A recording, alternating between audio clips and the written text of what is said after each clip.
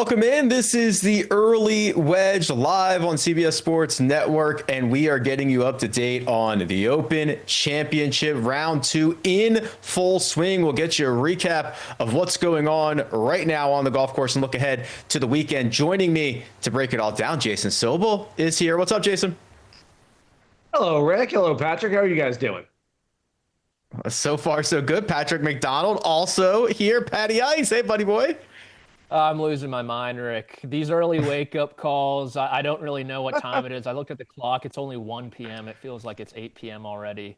Assimilating to that Northern Ireland time zone. I think it's 5 ahead of us. I know we could chime in Greg Ducharme for the expertise there. But good to see you boys, and pumped to talk about Scottie Scheffler's 4th major championship coming up. Yeah, it's like being in a casino. There's no clocks. There's no outside light. I don't know where or when I am, but I know golf is being played, and it's a little bit different out there at Royal Portrush on this Friday than it was yesterday, Jason. Let's start with the changes. Significantly, the scoring averages much better around Royal Portrush. We've seen a handful of guys go low and guys continuing to go low, so a little bit of an early moving day thus far. Yeah, last I checked, Rick's scoring average of just about 73 yesterday in the opening round, and it was just under par, below 71 when I checked a little while ago. So much easier scoring conditions. I don't see that changing anytime soon. I think a lot of it has to do with the hole locations today, just being in maybe some quote-unquote easier spots, even though they're not easy. That said, we're seeing some guys go very, very low today. Some scores are out there being had. Matt Fitzpatrick just made birdie on the 12th, his 3rd in a row. He is in sole possession of the lead right now. We've seen birdie streaks. We've seen the lowest rounds of the championship thus far. And Patrick, still seemingly good scoring conditions to go here. I mean, we've got guys like Scottie Scheffler still has 9 holes to play. Matt Fitzpatrick still with a third of his round. And it looks like, and this can change at any moment, it's going to continue to be pretty good scoring for the rest of the day. It's been pretty impressive from this afternoon wave, I think. I think they kind of got the short end of the stick yesterday. The scoring averages definitely bear that out also, where in the morning it felt like they experienced just about every single condition Royal Portrush could throw at them. And then you have the morning wave finish up today, and then Scottie Scheffler coming on to number 1 with the downpour, makes birdie, kind of gets through number 2. Unfortunately, during that downpour, unable to take advantage. And so it feels like this wave has had to deal with the conditions a little bit more than the other wave. And with the conditions and with how much it changes, you have to also add in those adjustments, right, Rick? The on-course adjustments, the ball isn't skipping as it normally does, what these guys are used to. And so the rounds from Fitzpatrick, Hao-Tong Li, and Scheffler, I think are probably the most impressive of the day right now.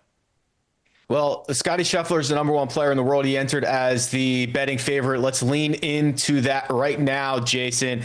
He is currently 2 shots off the lead.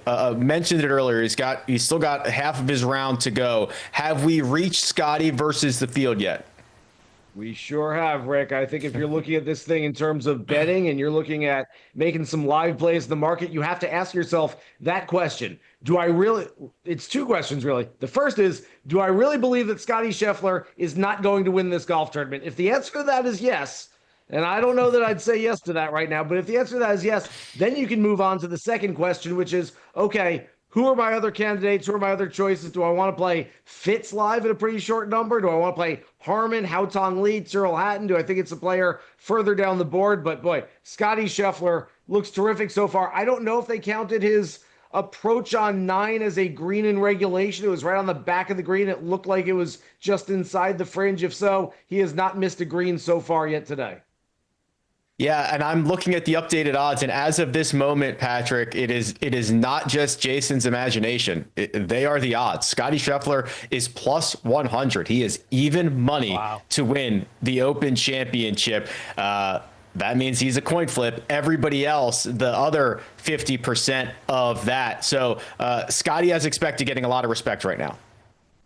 Yeah, he is, and definitely well-deserved. And we talked about this last night, Rick, where if Scottie Scheffler is putting like he has the first 27 holes of the rest of this tournament, that even money plus 100 price tag is probably the best price you're going to get the rest of the way, because He has not putted well on links golf courses throughout his career, but if you watch the tape, the All-22, if you show up to film study Monday morning, you notice that he tends to overread putts on very flat surfaces. You looked last week at the Renaissance Club, flatter surfaces. These putting surfaces, these complexes at Royal Portrush, a bit more undulated, a bit more movement to them.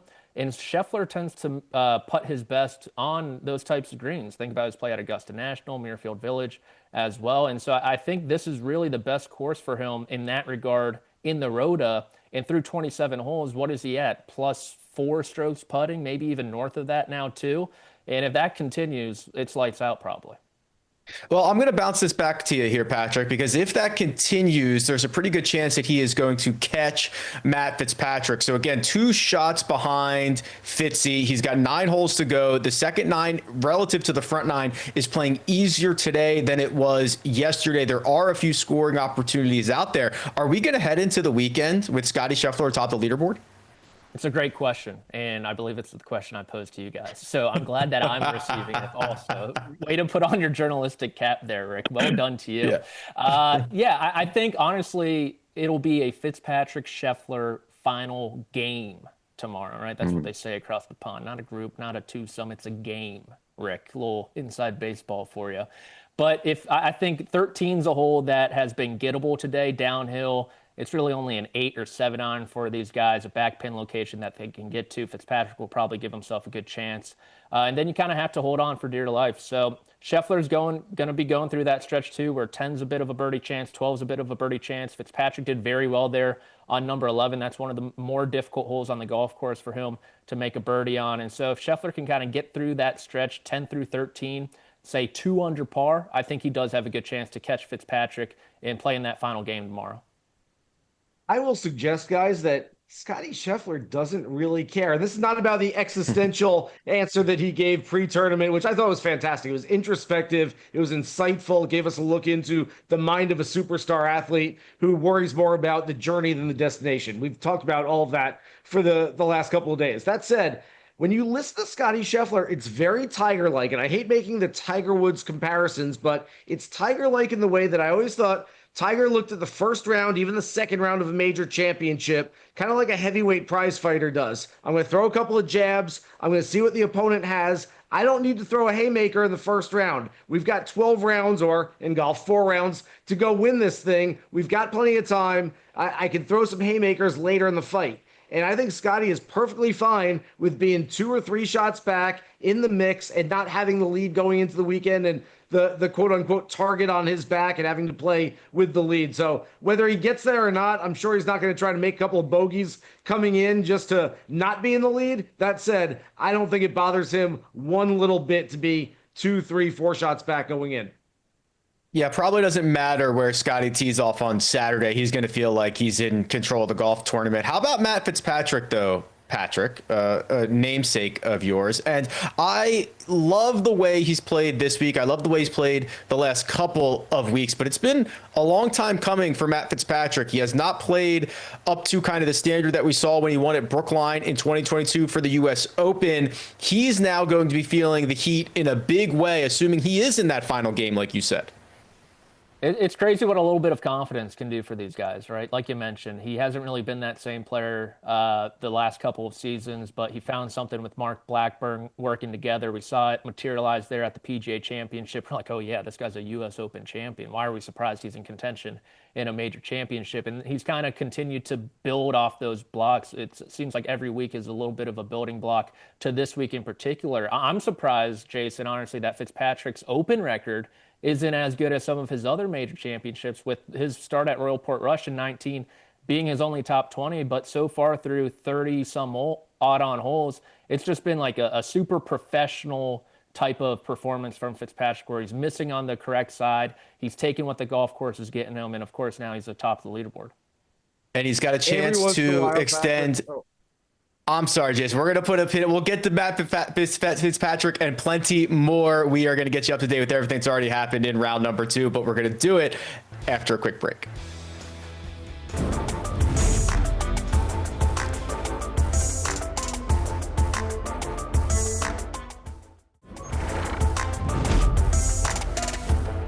Welcome back to the Early Wedge. We are getting you up to date on everything coming and going out of Royal Portrush. Let's get you up to date with what is already in the clubhouse from this morning, because Brian Harman looked like he did a couple of years ago in his journey to the Claret Jug. Jason, a 6-under round in which he posts the round of the championship. It was bogey free. He got off to a hot start with 2 birdies out of the gate. And this was very, very reminiscent of him getting around in 2023.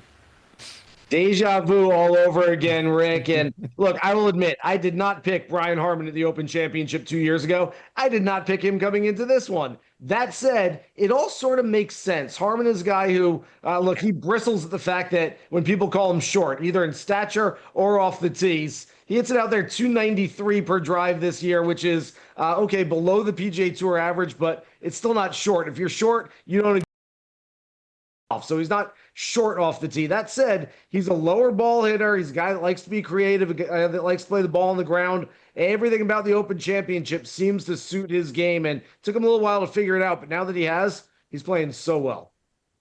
Bogey-free 65 on this Friday, a bogey-free 65 around in 2020. Are we in store for Brian Harman hoisting his second Claret Jug? Well, what you fail to omit, Rick, is that he does not have a 5-stroke lead like he did in kind of a big missing point there, but kind of alluding to what Jason said, I was shocked to read back that Brian Harman only has 3 top 10 finishes in his major championship career. Of course, another top 10 finish the year prior at the Old Course, and then the U.S. Open 2017 at Erin Hills, another links-style golf course. And then think about where Brian Harman won this year. Links test or a links test in any regard, but a tight golf course, and it was so windy there Sunday at TPC San Antonio, where it kind of all added confident. Like Jason mentioned, the British tabloids are getting their fill on Brian Harman and him being a hunter right now, and how he likes to eat red meat. They are just and I love how he said after baby he loves his hobbies, and he seems very confident right now. Yeah, big game hunter indeed for Mr. Harman. Well, Bryson DeChambeau shot a 65, and the birdie-free round on Thursday, Jason, was far from what he did on 65. And Bryson, I said at one point yesterday, was probably going to need to shoot the round of the day to make the cut. He has done just that. We are going to see Bryson DeChambeau on the weekend. Very, very reminiscent of Rory McIlroy back in 2019 at Royal Portrush. Remember, of course, Rory hit one out of bounds with his first tee shot, shot 79 in the back with a 65 the next day. Bryson went 78, 65. The only difference is that Bryson's going to get 2 more rounds out of it, whereas Rory missed the cut that week. So, look, give Bryson all the credit in the world for battling back, for not giving up. He said afterwards his dad taught him to never give up and to fight through it, and that's exactly what he did today. So that is an extremely impressive round for a guy who, we just talked a minute ago about Brian Harman's game suiting an Open Championship venue. There's nothing about Bryson's game that suits Royal Portrush for him to go out and play his style of golf on this golf course and shoot 65 is wildly impressive. Patrick, what is it about this 13-stroke difference, right? If Bryson is capable of doing this, what was so hard about yesterday?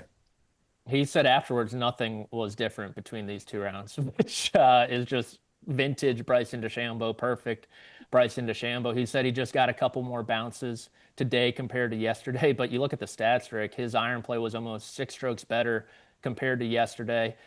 He didn't really give himself a lot of those touchy-feely shots around the greens. We saw what he did on number 4 in round 1, but he also had a couple of moments on the par 5 second, par 4 18th, where he was in a position that most guys would get up and down, and he struggled with his wedge play from around the greens with some of those touchy shots. So I think it was a guy who, one, didn't really have anything to lose, right? He could kind of pin his ears back, play a bit more relaxed. He was probably had a bit more pent-up anxiety, some expectations coming into the week, and obviously got off to a great start, which he did not yesterday, and kind of rolled the momentum across the 18 holes.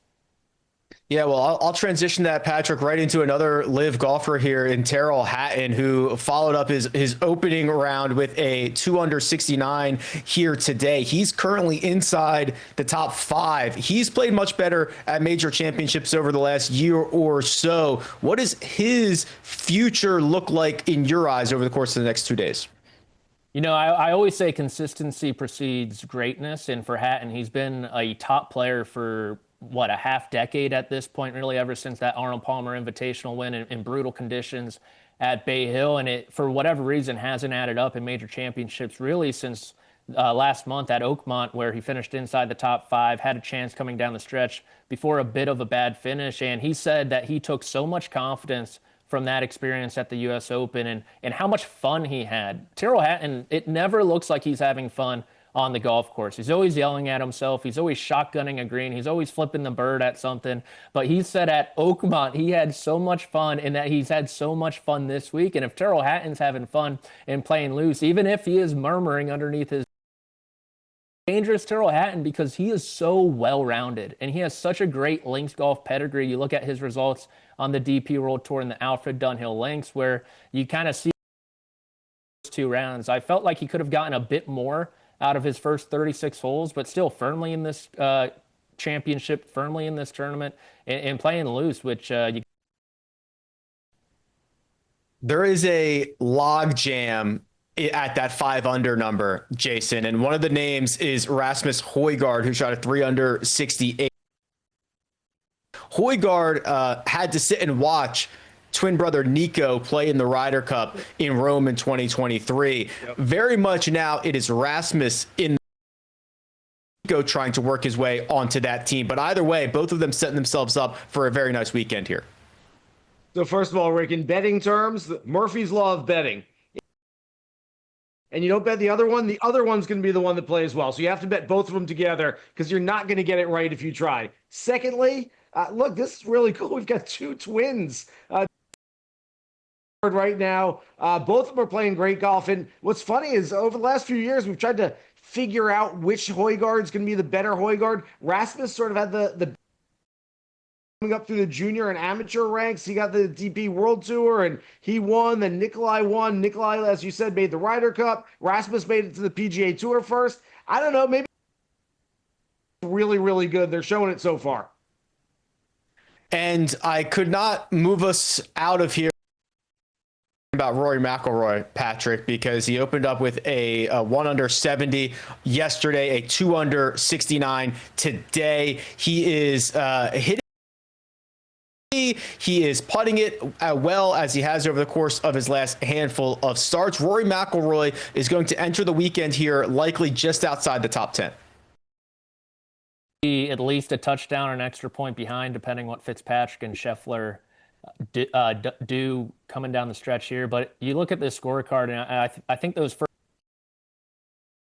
emblematic of McIlroy's tournament up to this point, where it's almost 1 step forward, 1 step back. It's been hard for him to piece together some momentum and gets off to a great feel like he's going to start running downhill. He goes to a par 5, has to take an unplayable, then makes a bogey on the next with a bad break, his ball not settling into the bottom of the bunker. And it just feels, you know what Rory can do when he's fully engaged. He's definitely fully engaged this week. He'll probably have to shoot something in the mid-60s on Saturday to get himself really back in. But definitely capable of that. The driver needs to get better, but I'd say the good news is these guys aren't really hitting a ton of drivers, right? Rory's been good with that driving iron of his. On key scoring holes, he didn't take advantage of 2 or 7 today. Par 5 scoring has been a bit of a bugaboo these past 3 rounds going back to the Scottish Open. He has to take advantage of all 3 tomorrow tournament. Well, we've got a lot of action still out on the golf course right now, and I want to get you an update on all of that, but we are going to do it after a quick break.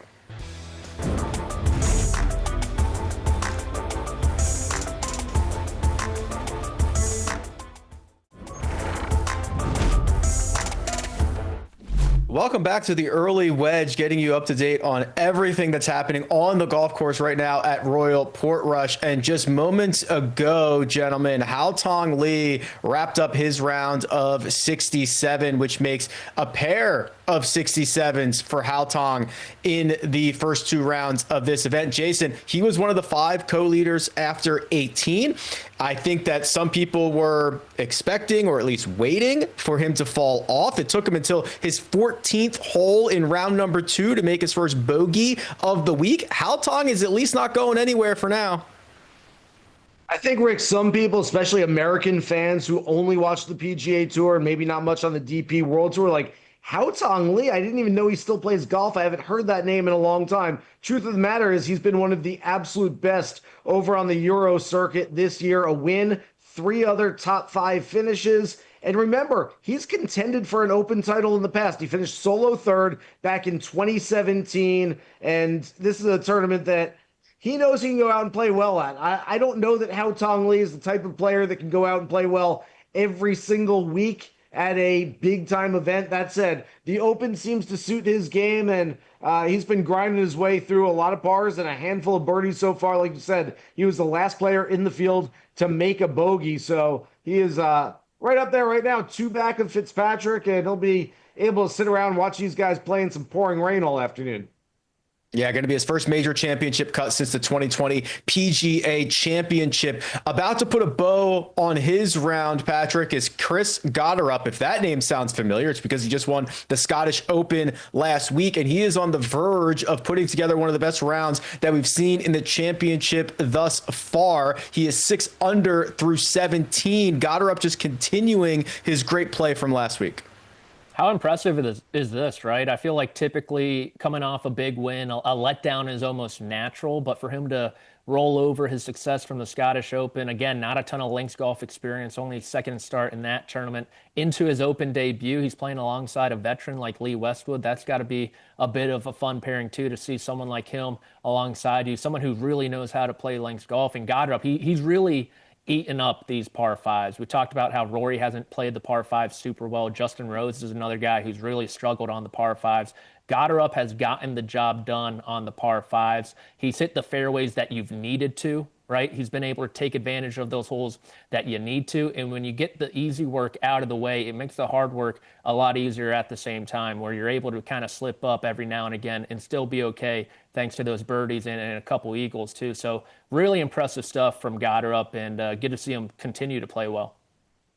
The leader of this golf tournament is still out on the golf course. The leader of this golf tournament is in the midst of a birdie streak right now. Of course, that's Matt Fitzpatrick, who is 2 clear of the rest of this field. And Jason, he just rattled off 4 in a row, 10, 11, 12, 13. I'll check again. Yep, that's 4 in a row. Fitzpatrick has a chance to put a little space between him and everybody else over the next handful of holes.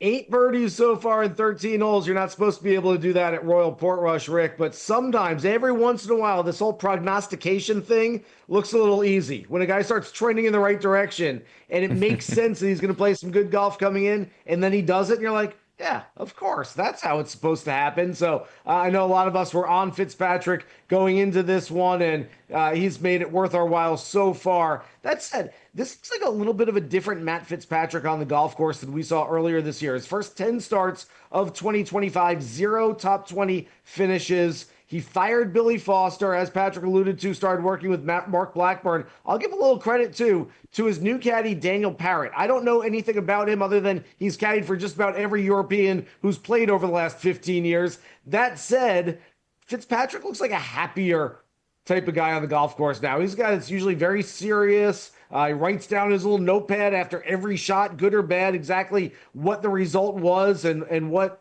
club he hit there. But this guy, I think he's smiled more over the last 2 days than I've ever seen him before. And granted, that can be a little chicken or the egg type of conundrum. Are you smiling because you're playing well? Or are you playing well because you're smiling? Either way, he's doing both of them right now, and it's working well.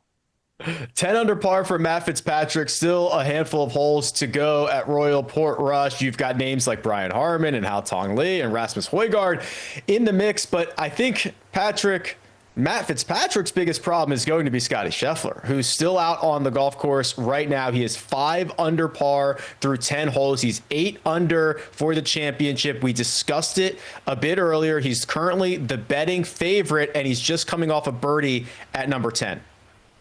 And remember the 2022 U.S. Open, I know it was Fitzpatrick and Zalatoris there in the final group at the Country Club, but Scottie Scheffler had a putt on the 72nd hole that would have forced a playoff with Matt Fitzpatrick as well. So maybe running that back a little bit. And Scheffler, it's just been ho-hum, typical Scottie Scheffler, where he's missing to the correct sides. He's hitting the fat part of the greens. He's letting the putter do the work.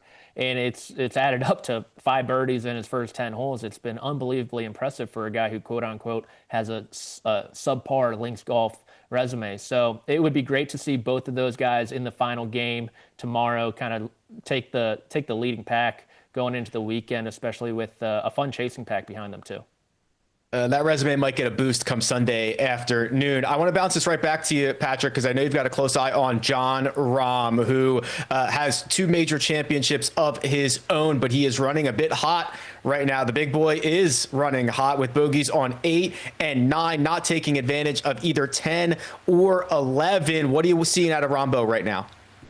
Back-to-back missed fairways on 8 and 9, produced back-to-back bogeys on 8 and 9. And we saw a guy who was 3 under within a handful of the lead, and all of a sudden he looks up at the leaderboard. Matt Fitzpatrick is running wild. Rahm's going in the opposite direction, and he's now, I'm not a math major, 9 strokes behind the lead. Is that correct? And that all of a sudden you're thinking to yourself, I got to do something special over these last handful of holes to make sure I'm still within touching distance going into the weekend. And so I think a lot of people had high hopes for Jon Rahm. He's shown up in his last 5 big-time events, the last 4 major championships and the Olympics, finished top 15 in all of them. The links pedigree, of course, we all know, very good, has won a few Irish Opens too, and unfortunately, this middle stretch of his Open Championship second round coincided with Matt Fitzpatrick running wild, and he looks up and he's well behind the lead. It's a Friday, Jason, which means there is a cut that is going to be made today. It is very likely to be at 2 over par. There's an outside chance that it goes to 1 over, but we would need a lot of good scores for that to come in. It means that Tom Kim is on the outside looking in. It means that Adam Scott, Cam Smith, Minwoo Lee, amongst others who are on the outside looking in, and players like Ben Griffin, who's had such a great year, have work to do. He's currently 3 over par. Yeah, look, some of those big names that are outside the cut line right now, Collin Morikawa is still on the golf course. Adam Scott did not see, 79 from Adam Scott coming today after a 1 over par round yesterday that for most of the day looked even better than that. I did not see that coming from Adam, who's been playing some really nice golf, contended at Oakmont for the U.S. Open last month and was top 20 at the Scottish Open last week. Morikawa, something's a little broken right now. He's just not playing his best golf. Wyndham Clark is fighting to make the cut line. When I say Wyndham Clark and fighting, I have to qualify that as he's fighting on the golf course. He's not fighting with any lockers or throwing any clubs or anything like that. At least I haven't seen that yet, but I believe he's still trying to get on inside that cut line. So a lot of big names still on the golf course, still trying to get inside that number. But like you said, Rick, probably 2 over, but we might have a little cut sweat, a late cut sweat at the end of the day. Yeah, lots of golf still to come, lots of conversation still to come, but we are going to say goodbye to you, Patrick McDonald. Thank you so much for joining us. We're going to replace you in the next segment. It's been an absolute pleasure, but we will continue this convo after a quick break.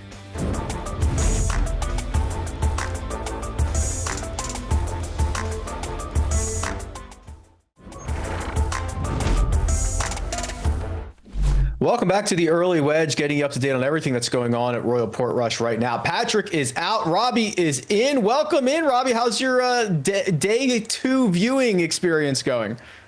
It's been good. It's been good. It's we're watching some weather roll through, go out. We're seeing sun, we're seeing rain, we're seeing wind. It's an Open, man. That is life out there, and it's been great to watch.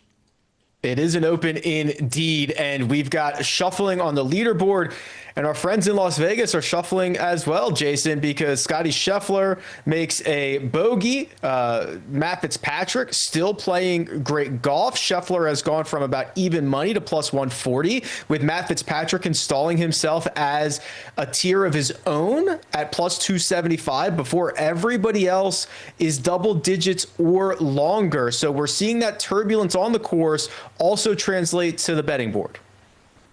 And this might be an opportunity for those out there who 5 minutes ago were saying to themselves, Scottie Scheffler is going to win this, best player in the world. He's climbing the leaderboard. He's only 2 behind the lead. And all of a sudden he makes a bogey. And instead of taking your mindset and going, well, maybe not. Okay, maybe, there's a lot of golf left to play. Maybe it's not Scottie Scheffler.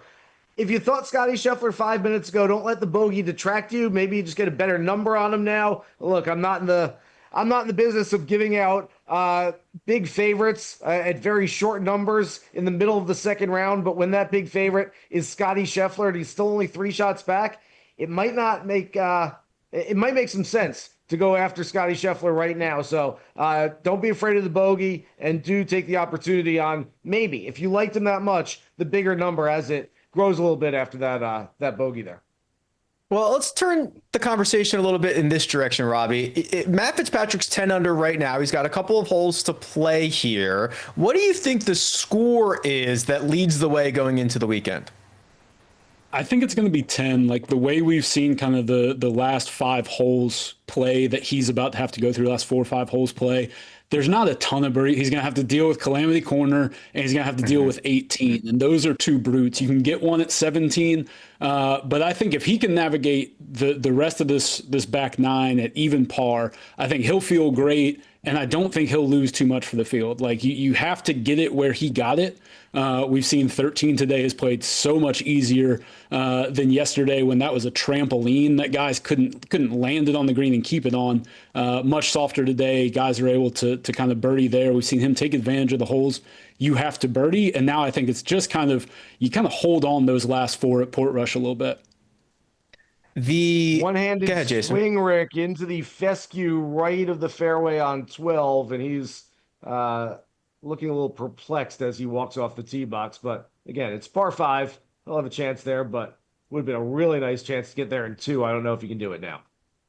All right, keeping a close eye on everything that's happening right now. So let's go with the assumption that 10 under par is going to be the score going into the weekend. That will give us about 9, maybe 10 golfers within 5 shots, Robby. So I'll bounce this right back to you here. Is there a golfer or 2 that you're going to have your eye on over the final 36 that you think are going to be in the mix, that you think are going to be able to make some noise in this championship? Yeah, I like Tyrrell Hatton. I know you guys talked about him earlier, but I mean, he has shown that he can hang for 4 rounds in the major. That was the question for a long time, right? We've seen him pop on major leaderboards early in the week, but not be able to kind of maintain that standing through the weekend and produce the kind of golf that's required to be a top 5, to be a threat to win. And I think he's kind of figured out how to pace himself at a major, especially emotionally for a guy like Tyrrell who runs hot. I think he's starting to figure out how to channel that a little better and to maintain his kind of presence and his mind on the course for 72 holes at a major. So I think Tyrrell Hatton, who I think is 22 to 1 right now, has a shot at being around all week. And then Bobby Mack. We came into the week talking a lot about Robert McIntyre, a lot about his links pedigree, and I think he's got a really good shot at continuing his progress from today. I think he had to get his feet wet on Thursday, just kind of take that exhale, shoot even, and then we saw him really make a charge today. His ability to flight his irons, I love watching him play links golf. Like the way he kind of slings it around there, runs it up. He has the mind for it. I think he's going to be around there. And we just saw Fitzpatrick drop one back, 9 under, maybe coming back a little bit. But I think 9, 10, I still think he can get one more and get in at 10.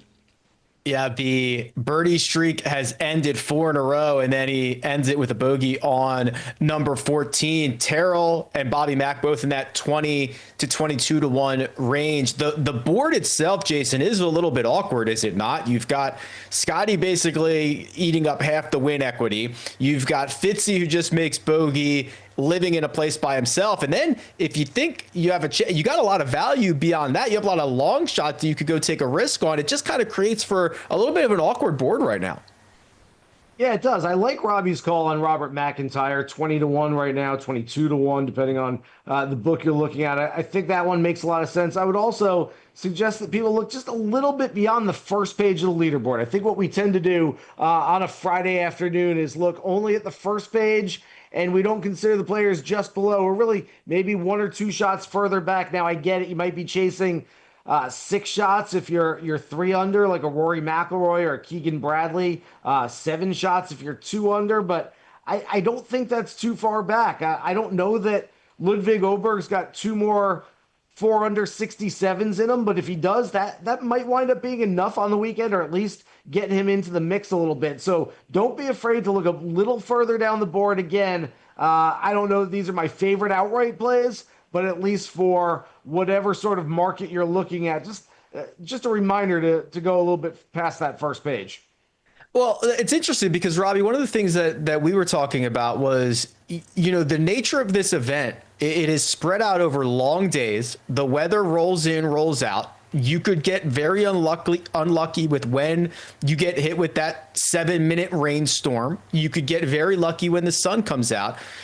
Does that create a situation where you could see somebody make up a lot of strokes over the course of the weekend? Yeah, absolutely. I mean, we just saw it with Matt Fitzpatrick. I mean, you can go on a run of 4 straight birdies. That's not what you expect to see consistently at Royal Portrush. But if you can kind of time your run like we were talking about, if you can find that pocket of weather, which these guys did after that first rainstorm that hit right when they came on the course. We saw Scottie make that birdie on 1, and then he just kind of held on. And then we saw Scottie make 3 birdies really quick coming out of that rainstorm because when the rain goes by, the wind dies down. And as soon as the wind dies down at the Open, that's when you got to pounce. And we saw Scottie take advantage of that. We saw Matt Fitzpatrick take advantage of that. If you can find those pockets and you can just hold on and not have the rain hit you at the worst time, for Scottie, getting the torrential downpour on 11T might be the worst place on the golf course for that to happen. That's one of the hardest tee shots at Royal Portrush, and he had to face it with, driving rain in his face, and he tugged it left, as you kind of are wont to do in that situation. But if you can kind of navigate your way through the times where you're going to get a wind gust here, a pocket of rain there, and you can time up those runs and get it at the gettable parts of the course, you absolutely can make up some ground. We might see, to Jason's point about looking further down the board, you might get a little better weather earlier on Saturday. They might get a chance to make a little run earlier on moving day than in the afternoon if the winds pick up, as we tend to see throughout the afternoon. So to Jason's point on kind of looking further down, I don't hate that. It is 36 plus holes to play for a Claret Jug. We've got more to chat about to get you ready for the weekend. But first, we're going to take a quick break.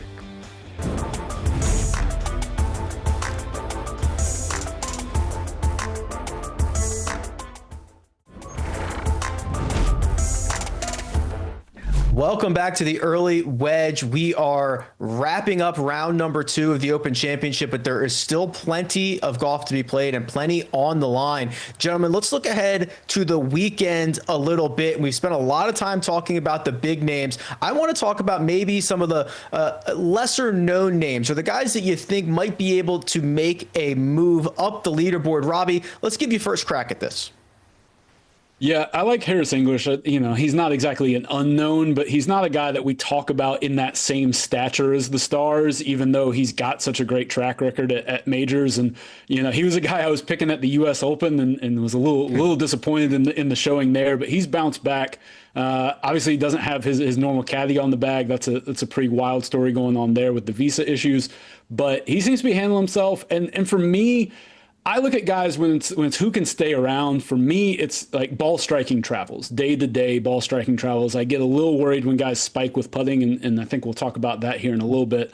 But Harris is just a guy that is so steady, such a flusher of the golf ball. Absolutely love watching him hit iron shots, and he just has all the ball flights and all the trajectories and the touch that you need at Portrush, and kind of the mentality to understand. We talked about handling the breaks, handling the ups and downs of the weather, and I think he's got that kind of steady presence to say, I got a bad break here, I'll get it back later, and just kind of move on, where some guys just kind of dwell on it and can lead to that spiral.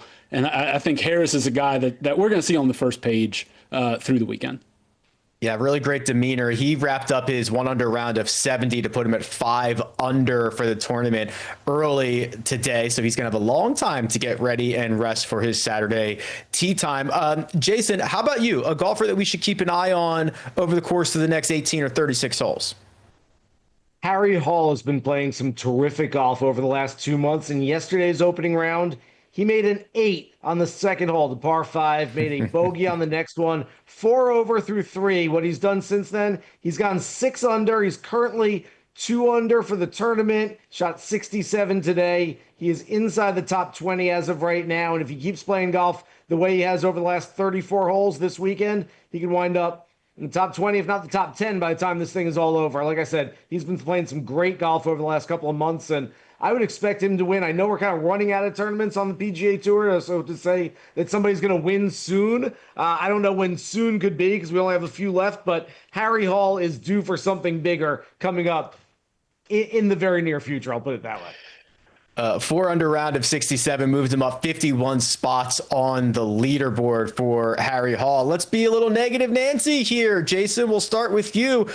Who's a golfer that you are worried about going in the opposite direction on the weekend? I have long said, Rick, that Tony Finau has the makeup to be a top 5 golfer in the world. I've long said that Tony Finau is going to win a major championship someday. I can't say any of those things right now. I'm very impressed. Look, Tony Finau's done virtually nothing all year. I don't think he's going to make the Ryder Cup team unless he starts making a very big push over the next month and a half, which is extremely disappointing for a player with all the physical and technical tools that we know he has.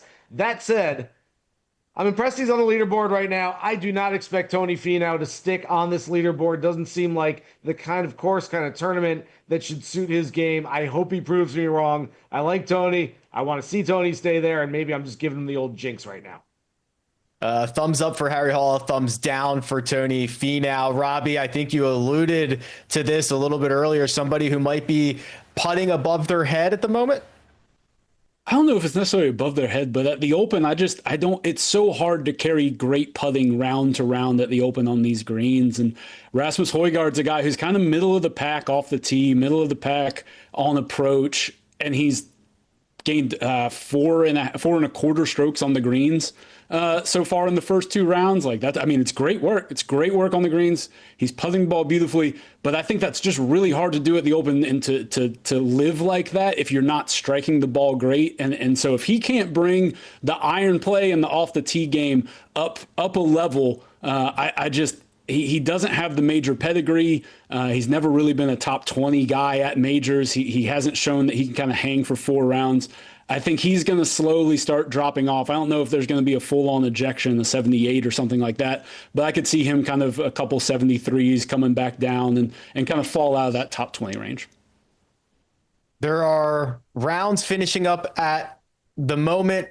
Give you a quick update here. Xander Schauffele made a double on number 10. He has now rattled off 3 consecutive birdies to get those back and then a little bit more. So he is playing well. Chris Gotterup did indeed wrap up that 6 under par round. So he is 5 under for the championship. And the 2 at the top of the board that are still determining what this leaderboard looks like going into the weekend are Scottie Scheffler and Matt Fitzpatrick. Scottie Scheffler is 4 under through 11 holes. He is 7 under for the tournament. And Matt Fitzpatrick is 5 under through 14. He's looking to bounce back from the bogey that he made on number 14. So it's a leaderboard that is shaping up for a lot of action. We've got major champions here. We've got first timers. We've got guys that you've never even heard of. There is plenty for everyone. And just outside that top 10 is, of course, Rory McIlroy and other big names lurking. This is 36 holes to go. This is the early wedge. You can catch us on YouTube or anywhere else that you get your podcast. It's been a pleasure. Thanks for tuning in.